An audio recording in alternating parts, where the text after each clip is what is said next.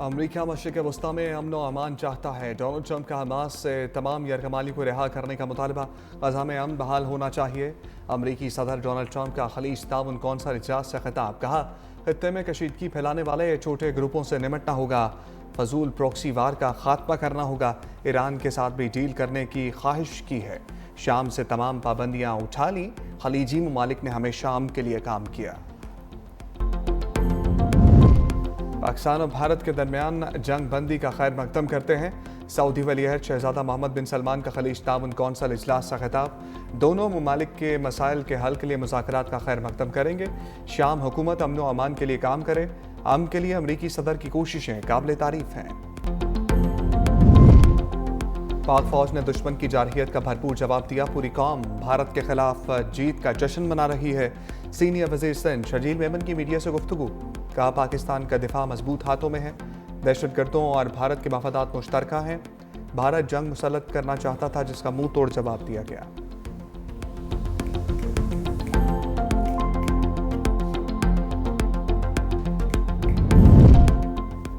واہگہ اٹاری post پر پاکستان اور بھارت کے ایک قیدی کا تبادلہ۔ سیکیورٹی ذرائع کے مطابق انڈین بارڈر سیکیورٹی فورس کے پونم کمار شاہ کو بھارتی حکام کے حوالے کر دیا گیا، جبکہ پنجاب رینجرز کے محمد اللہ کو پاکستانی حکام کے حوالے کیا گیا۔ بھارت کو سفارتی محاذ پر ایک اور بڑا جھٹکا۔ ترکی کا پاکستان کے موقف کے ساتھ کھڑے ہونے کا واضح اعلان۔ وزیر اعظم شہباز شریف کا ترک صدر کی حمایت اور یکجہتی کا خیر مقدم۔ ترک صدر رجب طیب اردوان نے کابینہ اجلاس سے خطاب میں کہا پاکستانی قوم کے ساتھ اچھے اور برے دونوں دنوں میں کھڑے رہیں گے۔ دونوں ممالک کے درمیان جنگ بندی پر خوشی ہے۔ پرسکون ماحول پانی سمیت تمام مسائل کا حل آسان بنانے میں کارگر ثابت ہوگا۔ وزیر اعظم شہباز شریف نے کہا کہ جنوبی ایشیا میں امن کے فروغ کے لیے ترک صدر کے تعمیری کردار پر شکر گزار ہیں۔ پاکستان کو ترکی کے ساتھ اپنے دیرینہ برادرانہ تعلقات پر فخر ہے۔ دونوں ملکوں کے تعلقات ہر نئے چیلنج کے ساتھ مزید مضبوط ہوئے۔ چین پاکستان اور بھارت کے درمیان جنگ بندی کے حصول میں تعمیری کردار ادا کرنے کے لیے تیار ہے۔ چین کے نائب وزیر خارجہ سن وے جونگ کی چین میں پاکستانی سفیر خلیل ہاشمی سے ملاقات۔ کہا چین پاکستان اور بھارت کے درمیان جامع اور دیرپا جنگ بندی کے حصول کا خیر مقدم اور حمایت کرتا ہے۔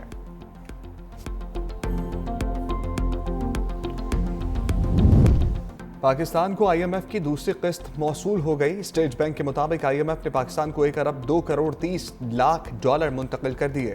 پاکستان کو یہ رقم توسیعی سہولت فنڈ پروگرام کے تحت منتقل کی گئی۔ آئی ایم ایف سے ملنے والی رقم 16 مئی کو اسٹیٹ بینک کے ذخائر میں ظاہر ہو جائے گی۔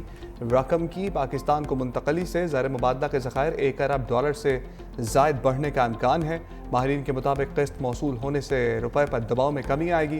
آئی ایم ایف پروگرام کے تحت پاکستان کو مجموعی طور پر 3 ارب ڈالر ملنے ہیں۔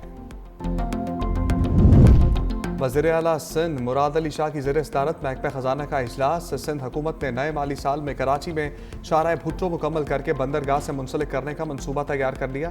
بجٹ میں شاہراہ بھٹو توسیع پروجیکٹ کے فور اور ٹرانسپورٹ منصوبوں کے لیے رقم مختص کی جائے گی۔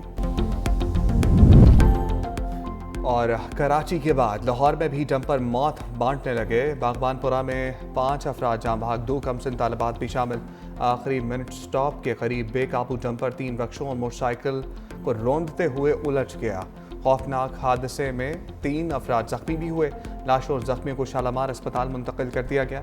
ریسکیو حکام کے مطابق حادثہ ڈمپر کے بریک فیل ہونے سے پیش آیا۔ سعودی عرب کی ٹرمپ کو 600 ارب ڈالر کی سلامی۔ دنیا کی تاریخ کا سب سے بڑا دفاعی معاہدہ بھی کر لیا۔ امریکہ سے 142 ارب ڈالر کے ہتھیار خریدے جائیں گے۔ فضائیہ، میزائل، بارڈر سیکیورٹی، خلائی تحقیق اور فوجی تربیت جیسے شعبوں میں تعاون کیا جائے گا۔ امریکی صدر ڈونلڈ ٹرمپ کا سعودی عرب کا تاریخی دورہ۔ ولی عہد محمد بن سلمان نے ریاض میں شاندار استقبال کیا۔ ٹرمپ کو گارڈ آف آنر بھی پیش۔ شاہی محل میں دونوں ممالک کے رہنماؤں نے 600 ارب ڈالر سے زائد کے مالیت کے معاہدوں پر دستخط کیے۔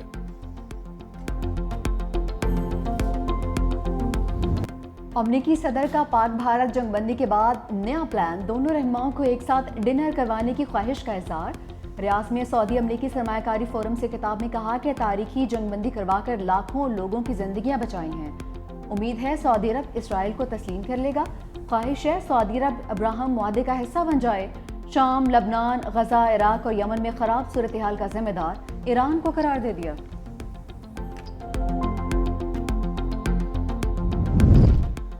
ریاست کے خلاف کام کرنے والے یوٹیوب چینلز بند، P T A in action, social media پر جامع مانیٹرنگ۔ پہلے مرحلے میں بیرون ملک سے چلنے والے یوٹیوب چینلز کو بلاک کرنے کا آغاز ہو گیا۔ حکومت نے یوٹیوب انتظامیہ کو کئی یوٹیوب چینلز بلاک کرنے کے لیے فہرست فراہم کر دی۔ یوٹیوب نے احمد نورانی اور وقار ملک کے یوٹیوب چینل پاکستان میں بلاک کر دیے۔ ریاست کے خلاف بولنے پر national cyber crime investigation agency نے جہلم سے ملزم نذیر کو گرفتار کر لیا۔ ملزم کے خلاف پیکا ایکٹ کے تحت مقدمہ درج، 500 اکاؤنٹس کی نشاندہی بھی کر لی گئی۔ جو ہے کرٹیسزم کا اس پہ آیا ہوا ہے اور کل اس نے تقریر میں کچھ سمیٹنے کی کوشش کی ہے، لیکن میرا خیال ہے جتنا خلارہ پڑ گیا ہوا ہے اس سے سمیٹا نہیں جائے گا۔ بین الاقوامی برادری جو ہے یہ فیصلہ کر لے کہ یہ ٹیررزم کا نشانہ پاکستان بنا ہے پچھلے 25-30 سال میں، یا جو ہم پہ الزام لگایا جاتا ہے اس میں کوئی صداقت۔ مودی کے دن گنے جا چکے، بھارتی پارلیمنٹ کے اندر اور باہر تنقید کا سیلاب آیا ہوا ہے۔ وزیر دفاع خواجہ آصف نے ایک بار پھر مودی سرکار کو آڑے ہاتھوں لے لیا۔ مولے مودی نے ایک ہارے ہوئے جواری کی طرح سے تقریر کی جس کے پلے کچھ نہیں۔ بھارتی وزیراعظم نے خطاب میں چیزوں کو سمیٹنے کی کوشش کی۔ جتنا معاملہ بکھر گیا ہے مودی سے سمیٹا نہیں جائے گا۔ بھارت سے مذاکرات ہوئے تو پانی، دہشت گردی اور کشمیر پر بات ہوگی۔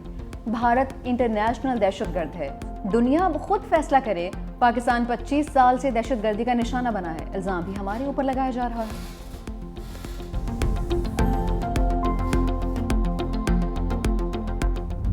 بھارت کو منہ توڑ جواب دینے پر امریکہ متحرک ہوا۔ پاکستان اس شرط پر آمادہ ہوا کہ بھارت مزید اشتعال انگیز کارروائیاں نہیں کرے گا۔ نائب وزیر اعظم اسحاق ڈار کا امریکی نشریاتی ادارے کو انٹرویو، بولے بھارت کو پاک فوج کی جوابی کارروائی سے احساس ہوا کہ اس کے تمام تر اندازے غلط تھے۔ ہم نے اپنی برابری اور دفاعی توازن ثابت کر دیا۔ سنتاس معاہدے سے چھیڑ چھاڑ کو جنگی اقدام تصور کریں گے۔ امریکی صدر کی مقبوضہ کشمیر تنازع کو حل کرنے کی خواہش کا خیر مقدم کرتے ہیں۔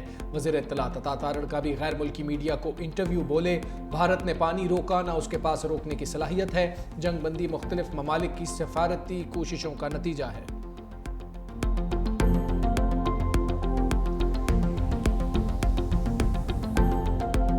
بھارت سے جنگی فتح کے بعد پی ایس ایل کا بگل پھر بج گیا۔ پاکستان سپر لیگ 10 کا نیا شیڈیول، بقیہ میچز راولپنڈی اور لاہور میں ہوں گے۔ پی سی بی کے مطابق پی ایس ایل 10 دوبارہ 17 مئی سے شروع ہوگا۔ پشاور زلمی اور کراچی کنگز راولپنڈی میں آمنے سامنے ہوں گے۔ 18 مئی کو راولپنڈی میں 2 میچز شیڈیول۔ پہلے میچ میں ملتان سلطانز اور کوئٹہ گلیڈیٹرز میں مقابلہ ہوگا۔ دوسرے میچ میں پشاور زلمی اور لاہور قلندرز میں زور کا جوڑ پڑے گا۔ فائنل 25 مئی کو قذافی اسٹیڈیم لاہور میں کھیلا جائے گا۔ چیئرمین پی سی بی نے کہا کہ 6 ٹیمز مد مقابل ہوں گی، کوئی خوف نہیں ہوگا۔ آئیے فضا کو غالب آنے دیں اور متحد ہو کر کرکٹ کو انجوائے کریں۔ بھارت کے ساتھ کشیدگی کا معیشت پر بڑا اثر نہیں پڑا، دفاعی ضروریات پوری کرنے کے لیے تمام اقدامات کیے جائیں گے۔ وزیر خزانہ محمد اورنگزیب نے واضح کر دیا، بولے پاکستان کو آئی ایم ایف سے قرض کی اگلی قسط آج ملنے کا امکان ہے۔ عالمی مالیاتی ادارے سے مذاکرات 14 سے 23 مئی تک جاری رہیں گے۔ آئندہ مالی سال کے بجٹ کو 3 سے 4 ہفتوں میں حتمی شکل دے دی جائے گی۔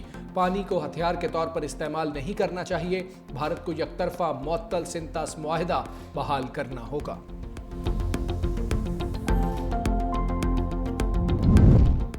ٹیکس چوروں کی شامت، معاونت کرنے والے آفیسرز اور اہلکاروں کا بھی کڑا احتساب ہوگا، وزیر اعظم نے صاف صاف کہہ دیا۔ وزیر اعظم شہباز شریف کے زیر صدارت اجلاس، بولے ٹیکس چوری کرنے والوں کے خلاف بھرپور کارروائی عمل میں لائی جائے۔ ٹیکس کی شرح کو کم کر کے عام آدمی پر بوجھ کو کم کرنا چاہتے ہیں۔ ملکی معیشت مستحکم اور ترقی کی جانب گامزن ہے۔ ملک کی ترقی کے لیے سب کو اپنی ذمہ داری کو نبھانا ہوگا۔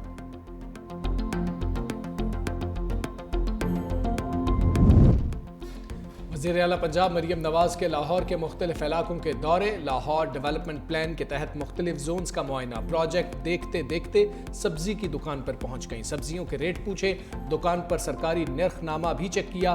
وزیر اعلیٰ نے ایک خاتون کو گلے لگایا، ننھے بچے کو پاس بلا کر اظہار شفقت کیا، کہا سارا دن مجھے فکر ہوتی ہے عوام کے لیے کھانے پینے کی چیزیں مہنگی نہ ہو جائے۔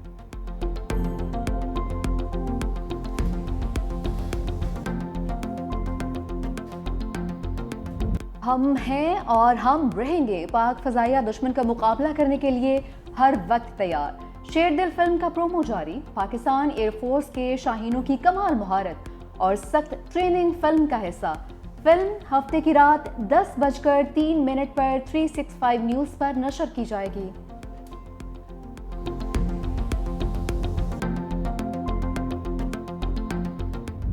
سالانہ ترقیاتی پروگرامز کی نگرانی کے بل پر حکومت اور پیپلز پارٹی آمنے سامنے۔ سید نوید قمر نے کہا، حیرت ہے یہ حکومت پارلیمنٹ سے فرار کیوں چاہتی ہے، ہر چیز کی مخالفت نہ کریں۔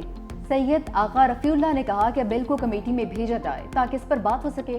رانا تنویر حسین نے کہا کہ اوور سائٹ پہلے ہی اعلان کرتا ہے، قائمہ کمیٹی کسی بھی مسئلے کا نوٹس لے سکتی ہے۔ اسپیکر قومی اسمبلی کی سید آغا رفیع اللہ، وزیر مملکت برائے منصوبہ بندی کی مشاورت کی تلقین۔